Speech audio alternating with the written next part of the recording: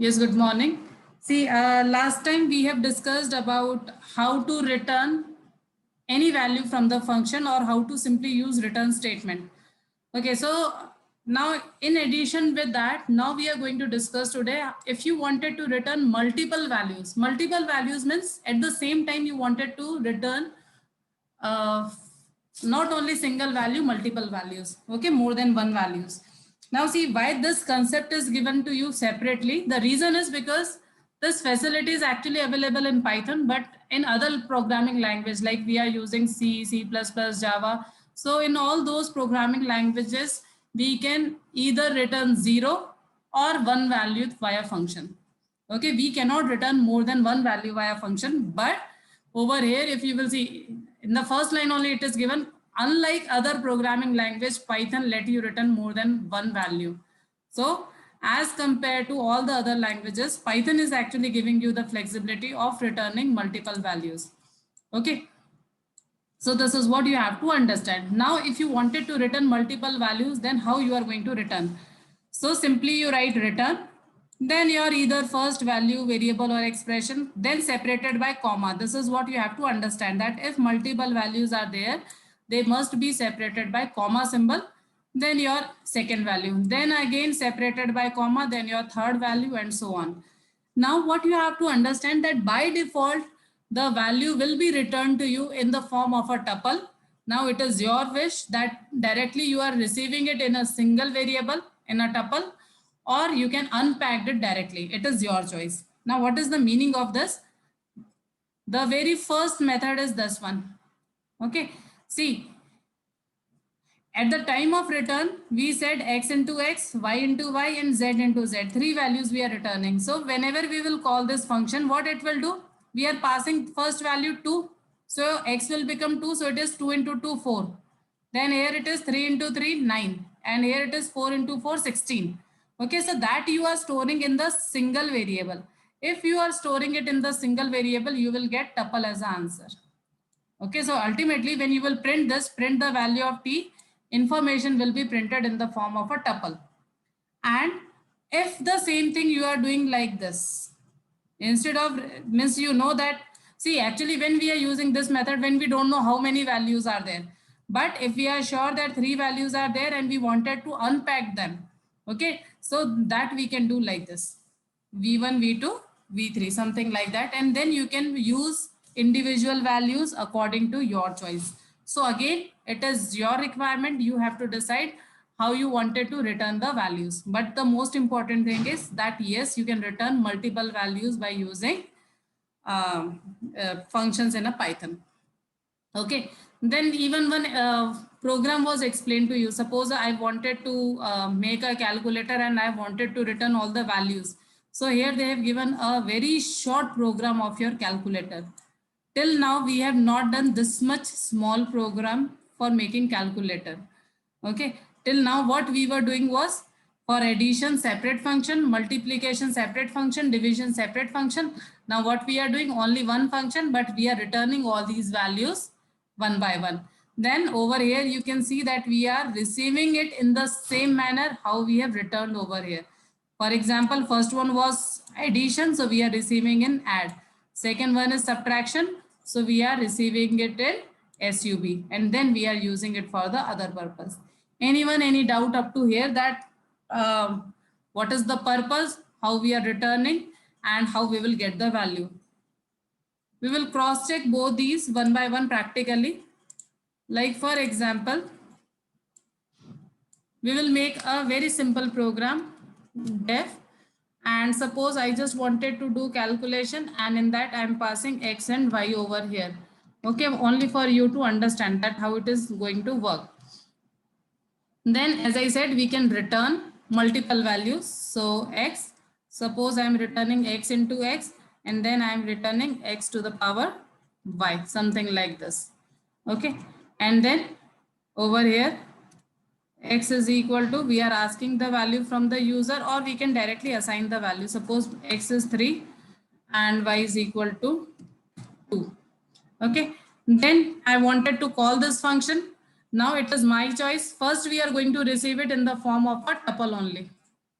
Okay, So first value will be something like this. Z is equal to, Kelsey is the name of the function, and then we are passing x comma y. And second one, see, we can get it in the 3 format. So first thing is to print the value of z. First we will check this. Then we will discuss another one.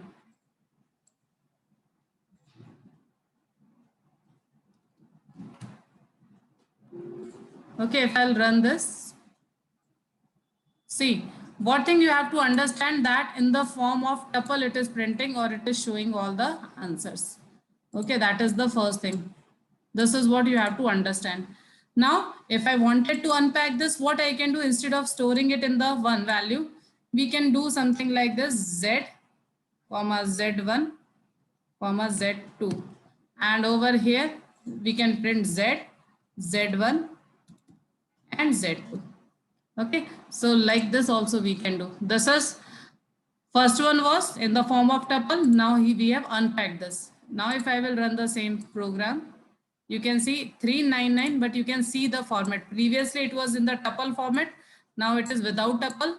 3 separate values are there, and that you can use for the other purpose also. It is your choice. Okay, so this is the first thing that you have to understand, that you can return multiple values in a Python.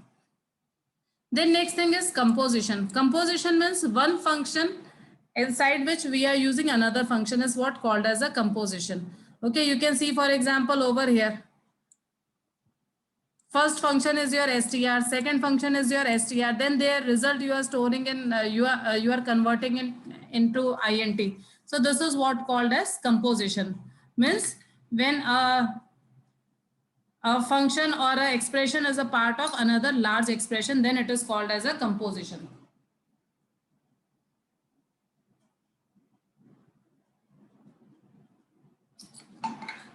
Now the next thing is scope of variables. Important topic. Now why it is important, first of all, see, we must know the scope. Scope means the lifetime of a variable. Lifetime means from where to where you can use any particular variable, till which time it will be allotted in the memory, and when the memory will be de-allotted for that particular variable. So at least you must know that if you have declared any variable, then from where to where you can use it. Okay, so this is what called as a scope of variables. Means its existence or its life in the program. Basically, this is what the meaning of this. Now, when we talk about scopes, we have two types of scope. First is the global scope and second one is the local scope. Global scope means throughout the program, means anywhere in the program you can use it. Okay, this is what called as global scope. And local scope means when you can use any variable within a particular block, then it will be called as a local scope. For example, I'm just writing this again, or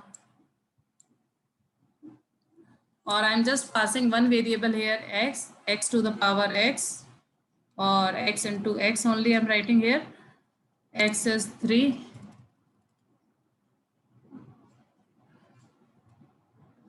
Here I'm taking a comma b. Just see this properly, fine. And then here I'm passing num is equal to 3. And here also num I'm passing. A and B I'm printing. What will be the answer in this case? Any one of you?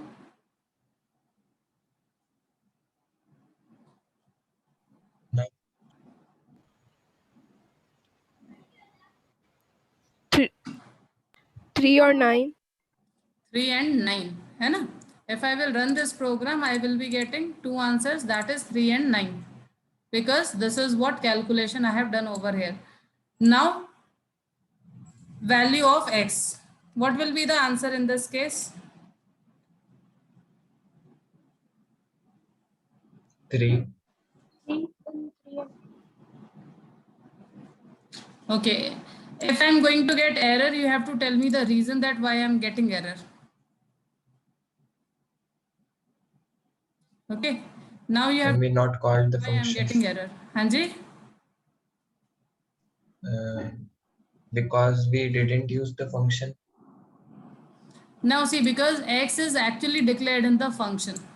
Okay, now this is what you have to understand. Chalo theek hai, I will just do reverse of this. X was declared in the function and I'm printing it outside, it is not allowed.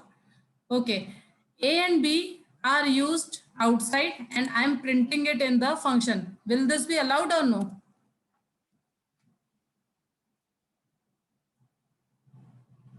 Sorry, num I will be using it now. Now if outside variable can I use inside the function? Yes or no? What do you think?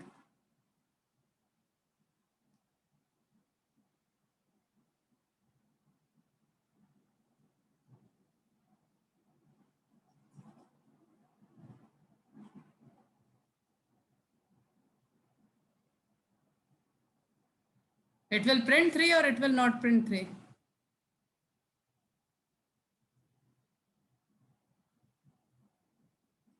It will print. Fine. See, if I will run this, it will work. Okay. Now the question is why it is working here or what you have to understand. See, num, A, B. These three are your global variable. Global variable means because they are defined in the top level statement in the main. Okay, therefore these are global, so their scope is global. Scope is global means anywhere you can use this within this program. Anywhere means anywhere.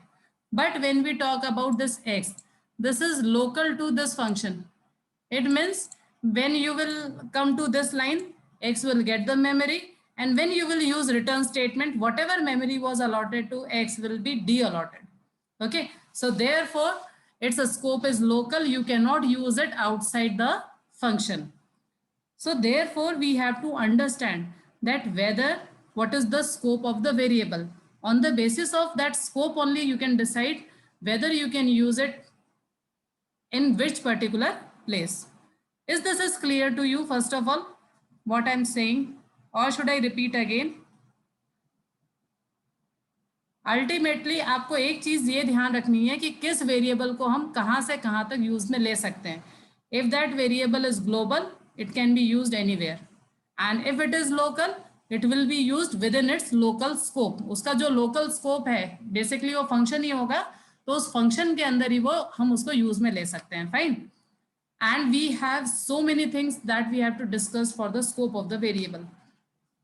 Now, the next thing is, the very first thing I wanted to clear with you is what is the meaning of global scope and what is the meaning of local scope. So, if you will see first two lines, okay, this is what given over here is a name declared in the top level segment of a program is said to have a global scope. यानी अगर आपने top level segment में अगर कोई भी name declare कर रखा है, variable बनाया है, it will be called as a local scope. Okay. And for local scope, it is given a name declared in the function body is said to have a local scope. It can be used within this function and other block contained under it.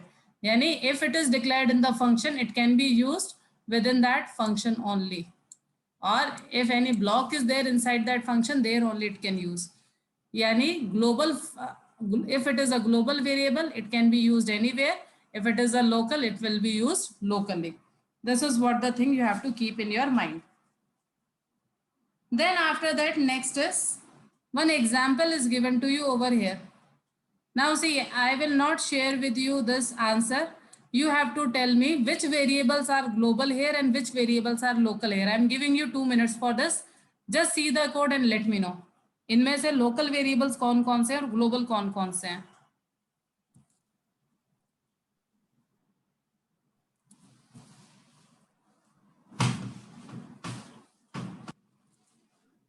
X, Y local. Anjay, X and Y local. X and Y local हैं. And what about Z? Yes, ma'am. Global. Z भी local है. नहीं, global, global. How?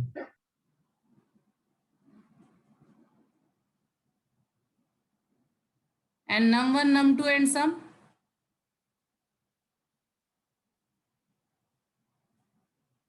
बेटा all of you type this answer.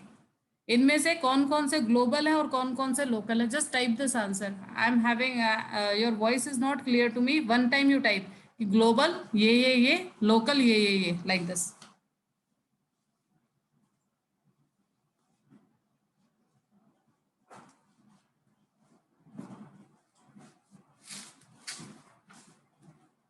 All of you type fast.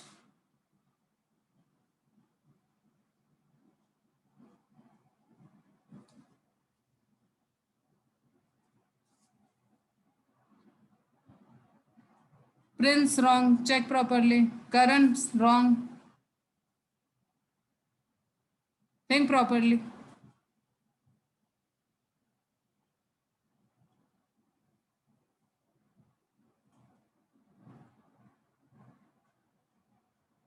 What about others? Better type fast.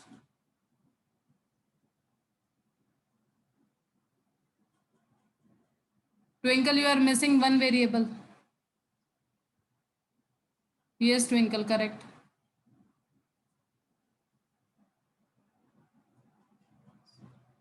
Vanshika, correct.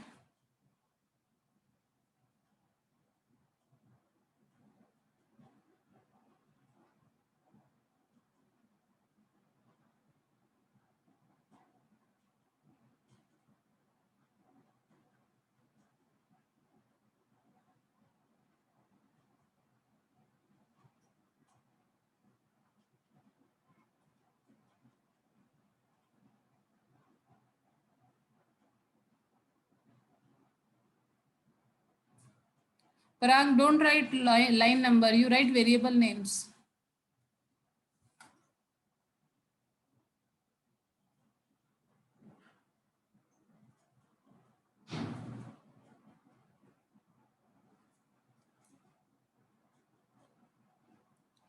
Okay, we'll explain you. See, again I'm repeating. First of all, you must know what are your top level statement. In सारी lines में से which is your top level statement? 4, 5, 6, 7. Because first line def statement it will be ignored, है ना? 4, 5, 6, 7 are your top level statement. Now whatever variables you are having over here will be your global. अब इसके अंदर क्या क्या है? num1, num2, sum. Means blindly you can say that these all are global variables. ठीक है? Now whatever variables you are having inside the functions are your local. यानी this is the body of your function, है ना? So in this whatever variables you are having, it means you are having x, y and z. So all these three are your local functions and these are having local scope. I hope this is clear to you now. Okay, now see how you will get the memory. It is explained over here very nicely. First, we will see this code again. First is the definition of calc sum. Two variables are passed. Their sum is stored in z. Then we are returning z. We are asking num1, num2. Then we are calling this function. We are passing these two. We are receiving answer in sum and then we are printing the sum. Now, graphically how the memory is allotted. See, this is what you have to understand very nicely because this is the first time you are doing any programming language. So memory allotment for every variable must be clear to you. First is line 1 def. So it will be ignored because it is def is there. So whatever is there in the definition of the function 2 and 3, these two lines will be ignored. Okay. So ultimately your top level statement will be your num1.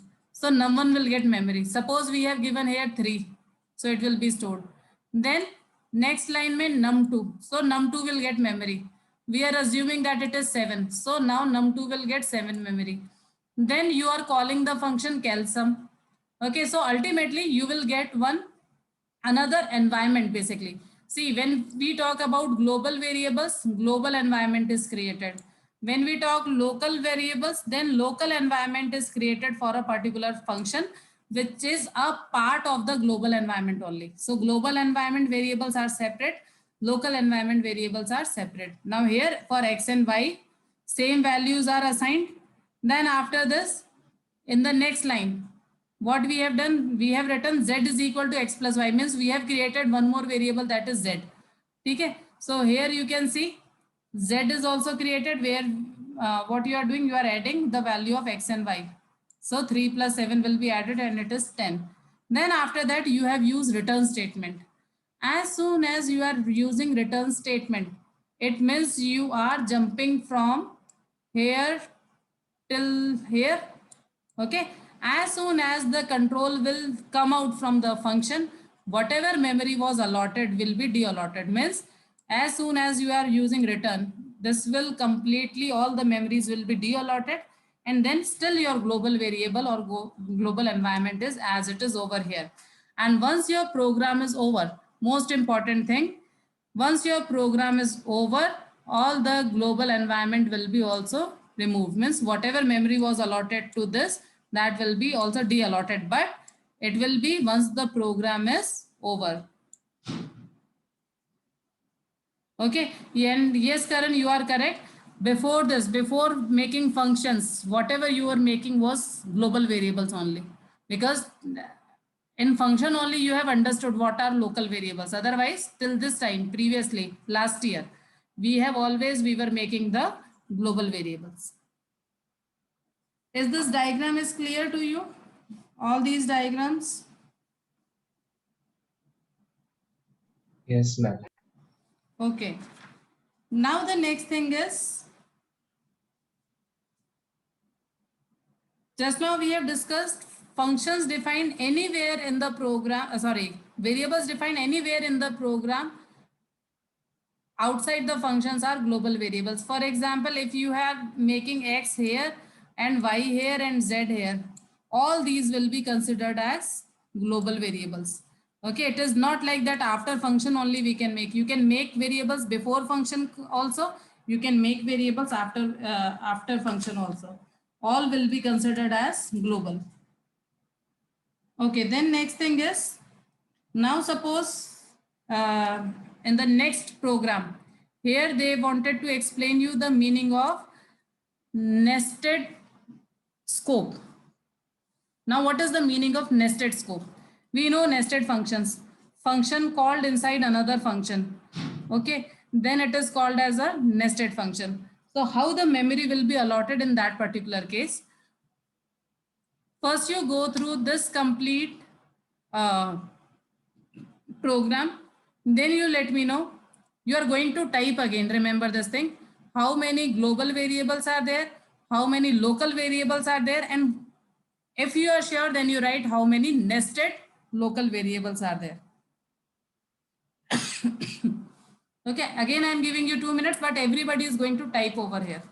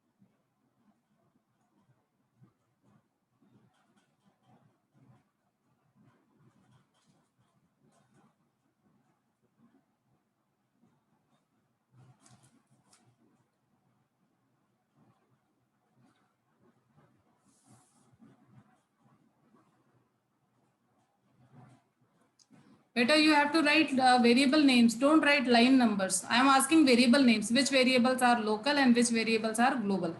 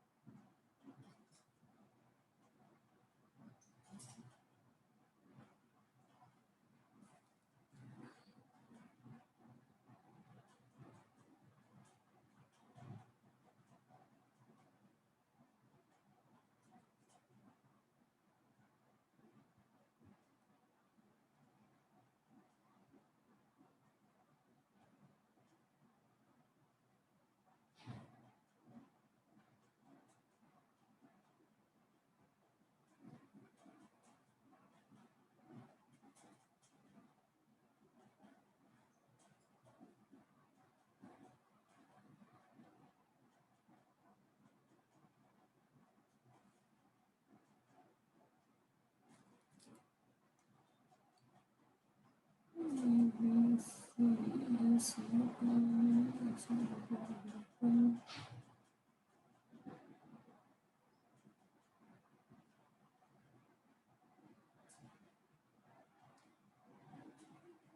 a little bit wrong.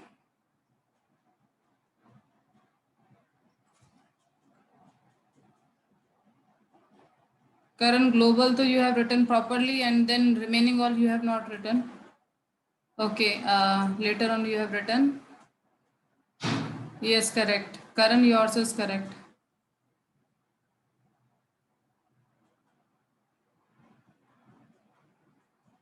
Parag, correct. One thing you have missed, Parag. Just check one variable you have missed.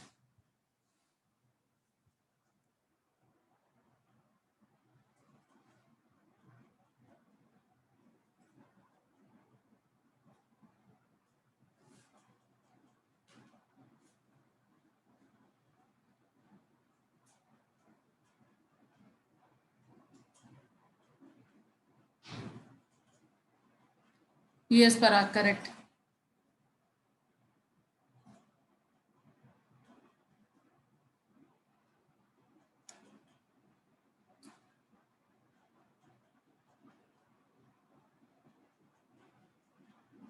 Yes, Vanshika, correct. Okay, we'll discuss now. See, again, for the global, there is no need to think at all. We know very well that this is one function, this is second function, and these all are your top level statement. So all these, whichever is there in your top level statement, 1, 2, and 3, these all are your global variables having global scope. These all will be having global scope. Now over here, what you are doing, first you are calling average. So you will go to average, means this is the bigger circle where we will be having global environment. Okay, this will be global. Global may you are going to have memory for all these. Then average you are calling. Average means inside this only you are making another one circle in which you are calling this x, y, z and sn. So these will be over here only. And then inside this only you are calling this. So this will again come over here as a part of it. Okay, this is what you have to understand. Okay, so what you have to understand, whatever global variables were there, they will be having global scope or global environment. Then inside this I am calling average. So average function will be having local environment. So your x, y, z and sm, they will be having local environment. And inside this average I am calling calculate sum. So it will be again from the local environment, it will be getting locally memory for A, B, C and S. Now what is the meaning of this? Now we will understand this step by step as per your book. First is this definition, second is this definition. So these two will be ignored. So you can see over here line 1 definition encountered, so 2 and 3 ignored. Similarly, line 4 definition encountered, so 5 and 6 line ignored. Then we are at line 7. Line 7 mein first num1, so num1 will get memory. This is the first thing. Okay. Then num2. Num2 mein again it is global, so this will also get memory. Num3 will also get memory. So you can see in the global environment num1, num2, num3. Then after this over here we are calling this function average. Okay, now you have to see all the functions, all the variables of average, x, y, z. So they will be getting memory over here.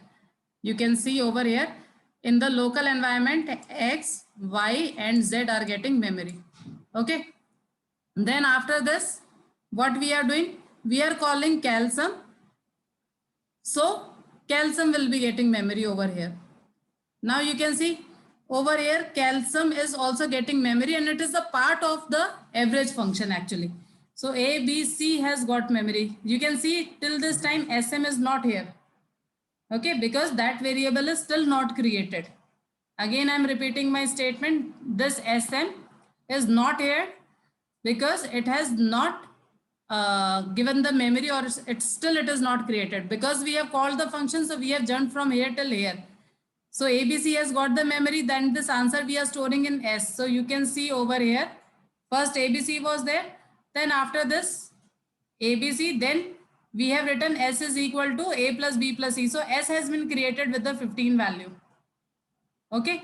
And then once this is done, there was a return statement. You can see over here. Once this is done, there is a return statement. Return means this complete memory will be de-allotted and this value will be given to SM. So now SM will be created. So you can see over here, this value will be returned to this place and will be allotted to SM. So you can see now over here, SM is created once that cal-sum function is over. Okay, 15 value. Now this 15 value is going to be returned. So you can see now we are going to return SM by 3. Once we are using return, this memory will be also de-allotted and it will be given to this line and will be printed. So you can see over here, as soon as we are going to return 15 by 3, this memory is again de-allotted and here we are printing 5.0. Now still any doubt? इस पूरे में आपको जो एक चीज ध्यान रखनी है वो ये है कि SM कब क्रिएट हुआ है. Okay, this is the most important thing, you have to take care. SM तब क्रिएट हुआ है जब यहाँ से वैल्यू SM में आई है. इट इज नॉट लाइक कि हमने पहले ही बोल दिया कि XYZ और SM सब एक साथ क्रिएट हो गए. नहीं, जब आप इस लाइन पे आए थे तब XYZ को मेमोरी मिली थी और जब ये cal-sum फंक्शन पूरा होकर के रिटर्न होकर के वैल्यू लेकर के आया तब आपका SM क्रिएट हुआ है. This is what you have to understand basically in the nested function calls. I hope this is clear to all of you. Okay, then all of you do practice or just go through up to page number 120. Whatever doubts you are having, that you can ask from me. And for your notebook, you can take PDF and then you can share with me in WhatsApp only, no problem, fine. And later on, we will collect your notebook also. And then tomorrow we'll start with the name resolution method. Anyone still any doubt?